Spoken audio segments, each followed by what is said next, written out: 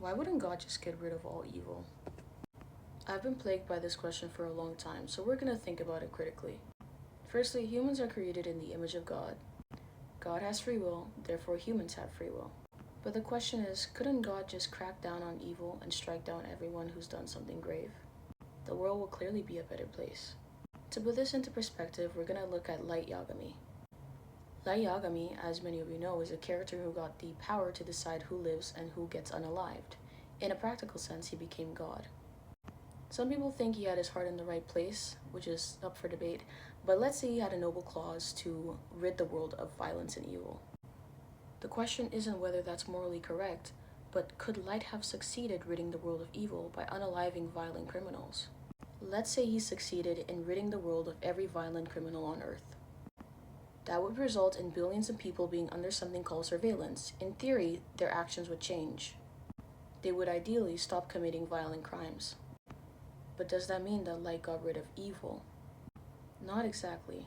Let's say Light gets trigger finger. Crime still exists even if Light gets rid of all the violent criminals. So let's say Light changes his target. After all crime is bad crime, but not all crime is equal. So without violence, a new crime becomes the worst crime. So let's say it's theft. He decides to unalive all the thieves in the world. Then a new crime becomes the worst crime, and so on. Light is ridding the world of evil and crime. But in doing so, he's also doing something else.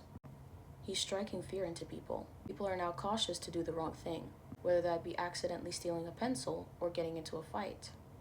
That may be a good thing to some, but it doesn't sound like free will anymore. Here's another example. A hunter brings a bear from a forest and puts it into his cabin. He gives the bear options for food, berries, honey, and vegetables. The bear starts ripping the cabin to shreds and eating everything out of the fridge. It even unalives the hunter's dogs. The hunter takes the bear's privileges and doesn't give it options for food anymore. He also puts it in a spacious cage to keep it from wrecking the cabin again. The bear gets angry at being put into a cage and slashes the hunter every time he tries to feed it through the bars. Then he ties the bear and puts it into a much smaller cage. The bear can barely move this time, its face squished against the bars. The bear can only use its one claw. The hunter tries to feed it again, and the bear slashes him in his eye with his one claw. You would think the bear would have learned its lesson, but making the cage smaller did not make the bear act better.